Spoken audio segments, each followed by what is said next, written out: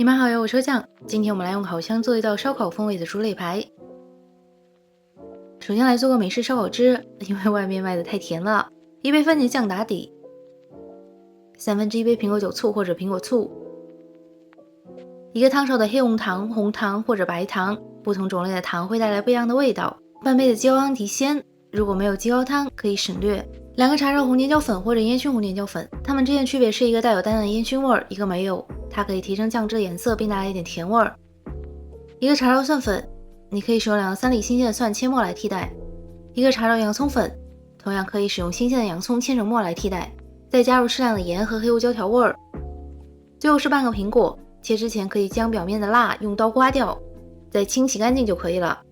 用搅拌机打成泥，倒入酱汁中。新鲜的苹果可以给酱汁带来果香，并使酱汁的质地更浓稠。中火慢慢熬煮酱汁，时不时搅拌一下，防止溢出。大约煮15到30分钟，或者到你想要的浓稠度就可以了。这个时候可以品尝一下咸淡，不够味的话再加盐或者糖来调整。这个酱汁最适合搭配鸡肉和猪肉，放在冰箱里冷藏，可以保存4到5天左右。实在吃不完呢，冷冻起来可以保存3到月。然后提前将烤箱预热，下锅180度，预热至少15分钟。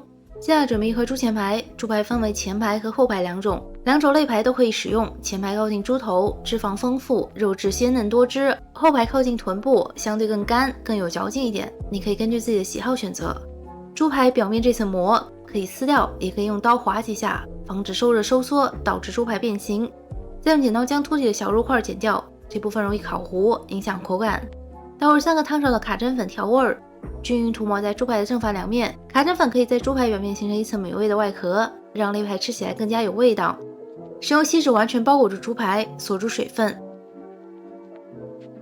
放入预热好的烤箱，烤2个小时。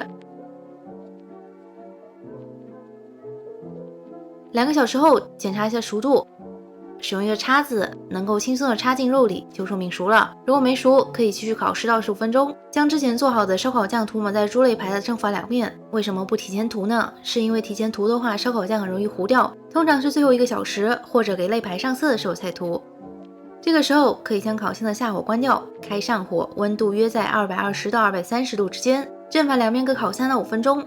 这样做除了让猪排的颜色更好看，也能够更加入味儿。吃之前再在表面涂上1层烧烤酱汁，这样一道非常漂亮的猪肋排就做好了。它的味道完美的诠释了什么叫做肉厚软糯，肉香四溢啊！配上自己做的烧烤酱和包裹在表面的酱料，简直不要太完美。有空的话就尝试一下吧。